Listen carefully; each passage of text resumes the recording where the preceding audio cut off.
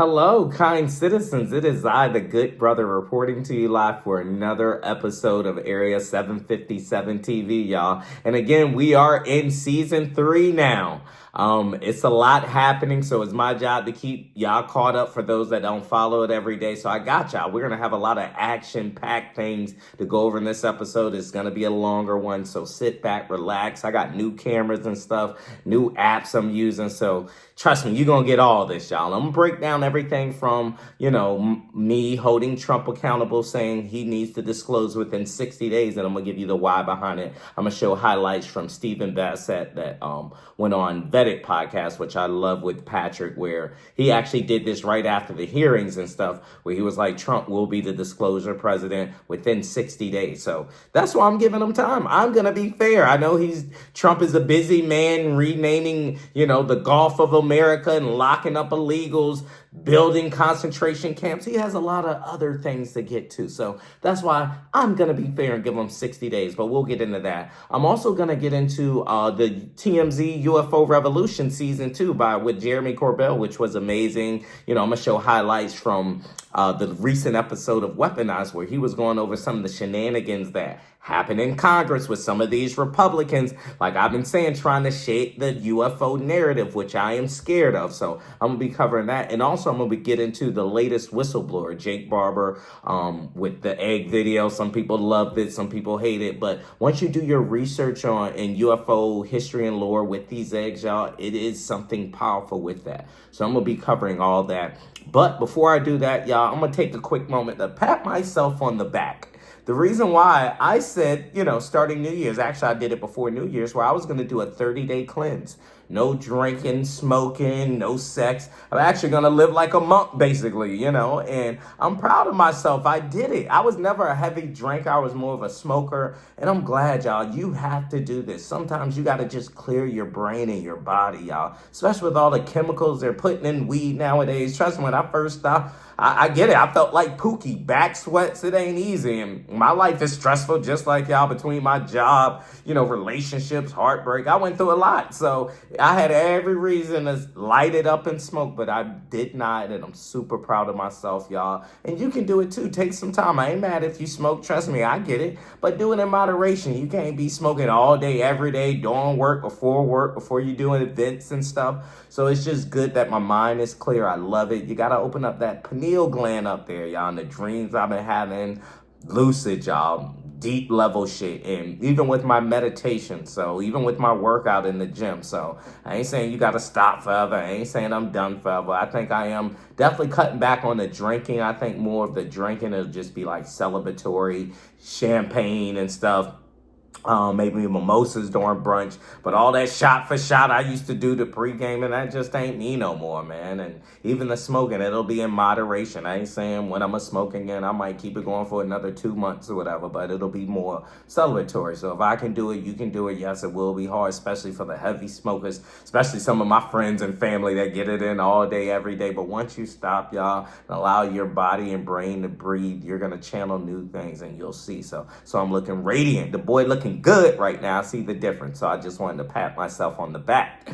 Now, with that being said, let's get into it, y'all. Because again, I do want to be fair. People know how I feel about Trump. And a lot of UFO shows are like, oh, I don't want to be political. This ain't political. Because they're scared to lose fucking followers and viewers. I don't give a fuck here. Because honestly, you cannot be political when it comes to UFO disclosure, because these senators and Congress people are the one that's going to help bring it, disclosure to the forefront. Sure, we know if you follow it every day and do your research, we know what's out there. But for the everyday citizens that don't follow this, like my mom and some of my family members and friends, they need that. They ain't going to believe it till a head of state comes forward and says we are not alone and brings out the bodies or the craft. So fuck it, here we get political, y'all. I will call them out. When they do fuck shit, they will be called out. That's why I'm going to get into the episode with Jeremy on Weaponized, where he's calling out some of these Republican senators that's trying to shape the narrative, which I've been talking about. And I'm going to go over why I'm giving Trump 60 days. So I'm going to be fair, y'all, because I know he's a busy man building concentration camps and stuff,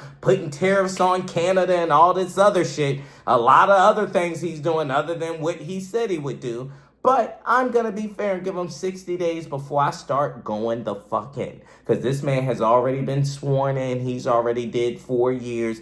Like he said, he's spoken with the pilots. But the reason why I'm giving him 60 days, the first highlight I'm going to show you is Steve Bassett, who's a UFO lobbyist. He's planted the flag in Washington years ago and been talking about it, been trying to bring it to the forefront. But with all this happening, now he's gaining traction, which I love. He's very optimistic when it comes to the UFO topic, though. He's always a UFO is right around the corner type guy. But he's breaking down why Trump has no excuses. He has all the things in play to be the first disclosure president. So, for those that think I'm biased about it, I'm giving him 60 days. I'm going to be fair. And here's why. I'm going to go to the first clip is Steve Bassett on this episode of Vetted, which was filmed right after the hearings in November. So it wasn't once Trump was sworn in. But he was saying upon Trump being sworn in, he will disclose within 30 to 60 days, which we are going to hold him accountable for. So here's that video of him on Vetted, and then I'm going to be right back. Trump wins the election,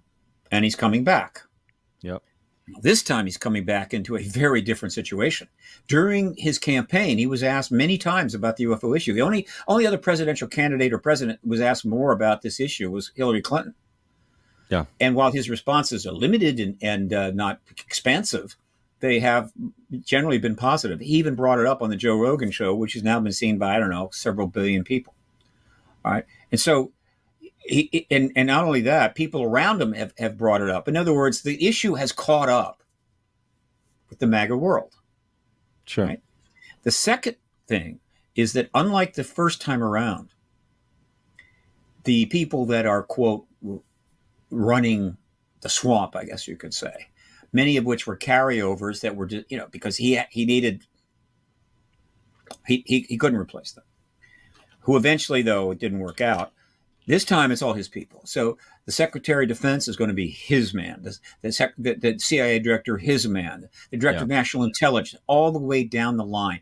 There's going to be a degree of acquiescence and loyalty to him that no president has ever had from the appointees that ultimately ran these institutions. So that's another point. All right. And so when you add in this massive display of ET prowess, right, that has driven the current administration and the current government to a point where John Kirby has to come out and give those answers to those questions. The idea that it's going to fall to Trump becomes a little more understandable.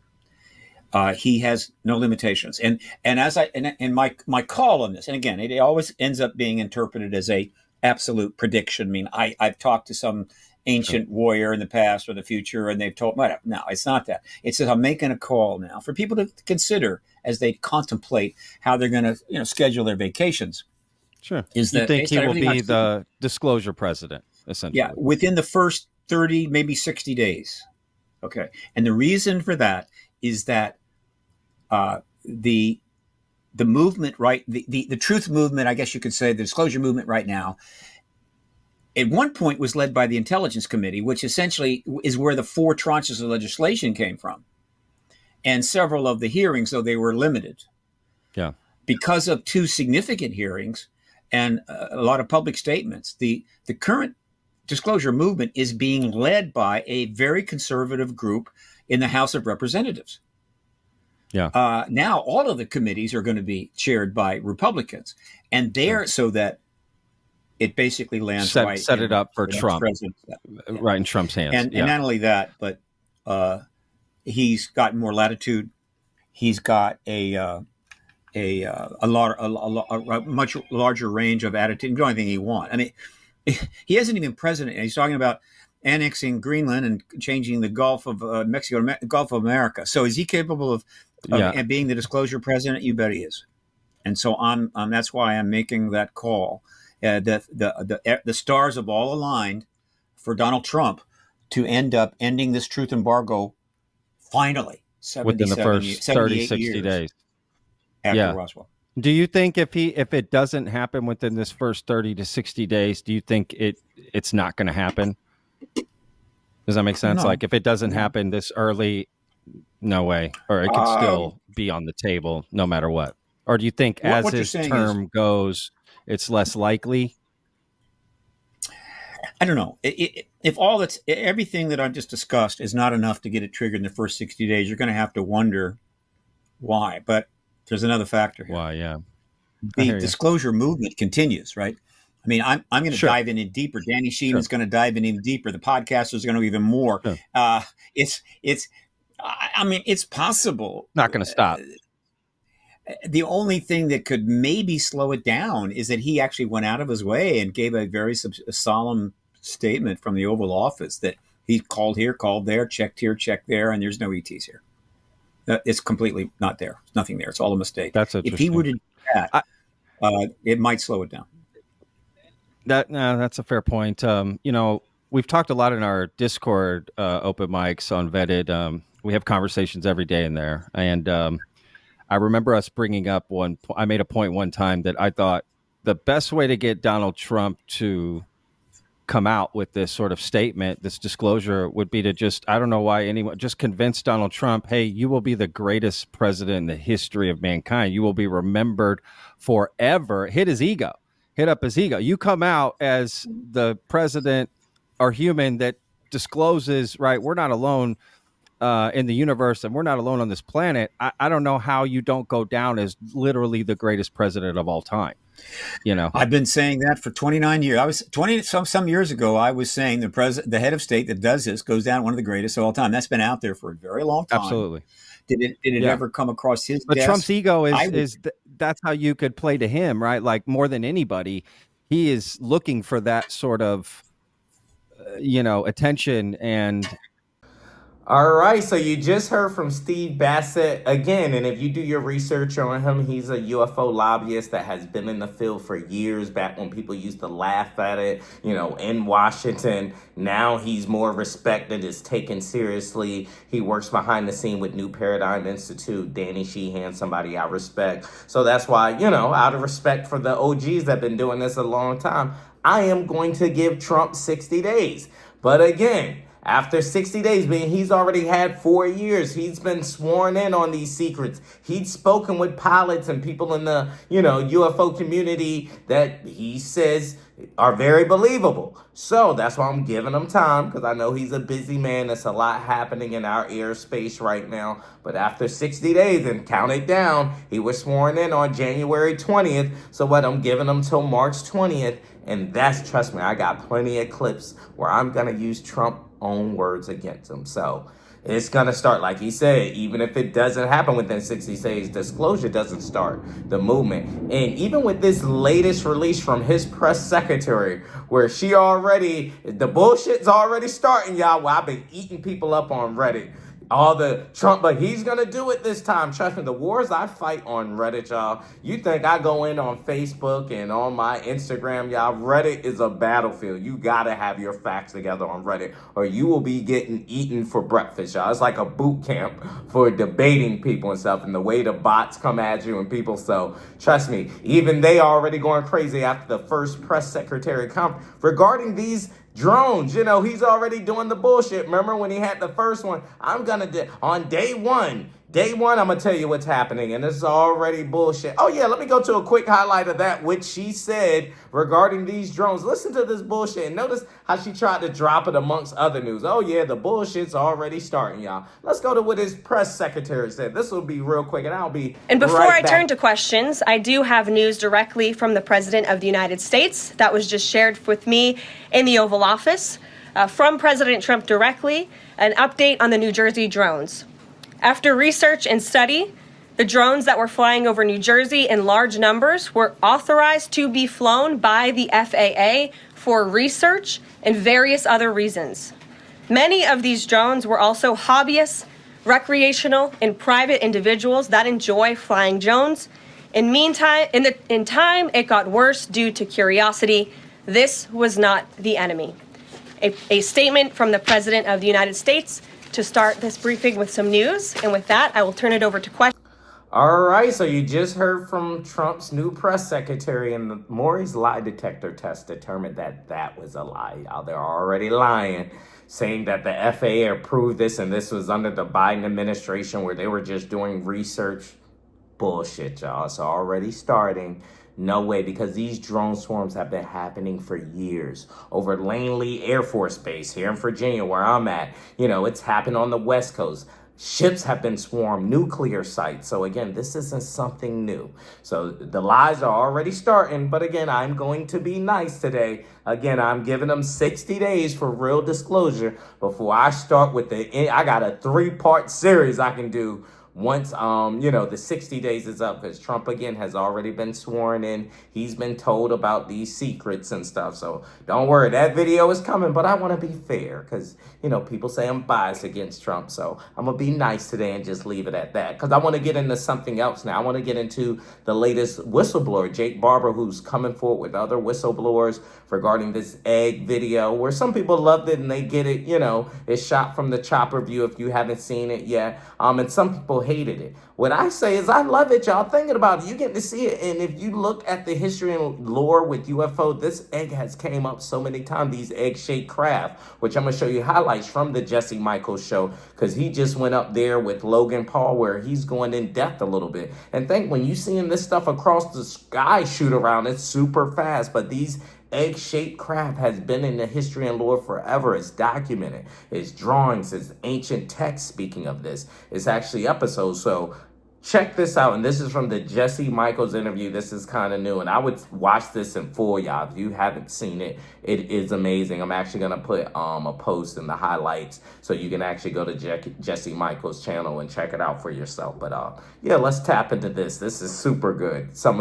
And they go into the history and lore a little bit from the History Channel episodes. This UFO-shaped eggs is nothing new, y'all, if you do your research on it. So. And what's funny, I'm a kid from the 70s, but if you remember the show Mork from Mork and Mindy, Robin Williams was one of his first roles. He wore the suspenders. The story goes, and they show it in the preview of that show, and it's part of every show, is this white egg. He flew to Earth in this white egg, and at night, I think he would go to sleep in this egg, and she'd be like, good night, and he'd go be like, nanu, nanu, and he'd go sleep in this egg, and I'm like, bro, how much of our culture is that? Did someone know? Well, the egg as a form has shown up a few times in quote unquote ufology. You have Lonnie Zamora, Socorro, New Mexico, 1964, where he's this police officer. He sees this egg actually land, sees burnt vegetation in the area. James Fox made this amazing movie called Moment of Contact. Everybody in this little town in Brazil reports seeing an egg landing, and it seems to be emitting this sort of ammonia-like thing, and even seems to kill a doctor. It's pretty crazy. Yeah. So the egg thing does show up. That's one thing I just wanted to mention. Sometimes I feel like truth is actually stranger than fiction, and a lot of times these tales, the stories are influenced by something we've seen in real life or heard about, or sounded too crazy to actually believe. And one thing I've been looking at in this space is the commonalities between what people are seeing. And you just described there being 8 or more different types of UAPs, and the egg is something we've seen throughout history and seen throughout multiple sightings. Glowing eggs. Another egg-shaped object. Egg. The egg. The cosmic egg. Egg. All right, so that was just highlights from the Jesse Michaels show, which is amazing. His sit down with Jake Barber is a little bit more extended and in-depth, which I love. Again, Jesse Michaels is one of the newer UFO podcast ones that I do like. I know in my previous episode, I was like, hey, no new podcast. If you ain't been doing this shit since 2023, don't just jump on the bandwagon. But I like Jesse Michaels, the information he's putting out. Again, he has a bigger budget than me, so definitely, listen to his show. I like some of the guests he brings on and how he's going into the history and lore, because I brought up that Lonnie Zamora first sighting back in 1964 before that actually aired. If you look at my previous episode I did with Area 757 TV. So I'm glad, they're showing highlights from that and the highlights from the History Channel. So these egg-shaped UFOs is nothing new, y'all. If you do your research on it, it's something to it, y'all. And especially how Jake Barber is talking about how they can be stomached with these cyanic hybrid humans, so it's a lot. The rabbit hole is getting deep, y'all, I know. So it sounds crazy, but once you do your research, again, don't believe what I'm saying, don't believe what he's saying, but it shows up even in ancient texts. these crafts and its different kinds. So for this final clip, though, I'm about to get into my boy Jeremy Corbel, y'all, where he's breaking down all the bullshit that happened. If you haven't seen that UFO Revolution, the season 2, because he's going behind the scenes for, what happened in Congress again and how they are trying to shape the narrative. I am telling you, y'all, especially when I start going in 60 days, once Trump does not disclose, because I'm pretty sure he's not, you're going to see, and again, these Republicans, because I will get political up here, and the narrative that they're trying to shape, y'all, it's going to get scary. That's what I'm scared, that this UFO subject is going to be hijacked from us, for the people that have been in the trenches for years, that have put themselves on the front line. There will be no Jeremy Corbel slander on my watch, because this dude is on the front line. As you can see, he's in Congress raising holy hell. That's what I be doing. I be calling them out on their bullshit. And he's going to get into how he wanted to testify. How you going to be mad at this man? He doing everything he can to make this shit happen. He's bringing whistleblowers to the forefront. And then when shit ain't going right and he sees the bullshit, he's raising holy hell. That's what I be doing. He's channeling me. I'm living through Jeremy Corbel. So please, if you're watching this, you follow me on IG, please keep doing what you're doing, Jeremy. Never mind the haters, bro. But here's highlights from him breaking it down, the bullshit behind the scene. Check out what Jeremy got to say with, of course, the legendary George Knapp, my guy also, that I sampled on Catastrophic Disclosure. So listen to the OGs in the game. That whistleblower into offices for months prior, hand feeding information all the way along to make sure that nobody got twisted or in trouble. And then to hear Nancy Mace credit Schellenberger for delivering on a congressional record a document that she knew I brought her 2 months prior with the person that authored it. It was so surreal. I was like, this is got to be an error, right? Just correct the error, because this is important. This is chain of custody. This is me protecting sources. I gave my word how this was going to go down.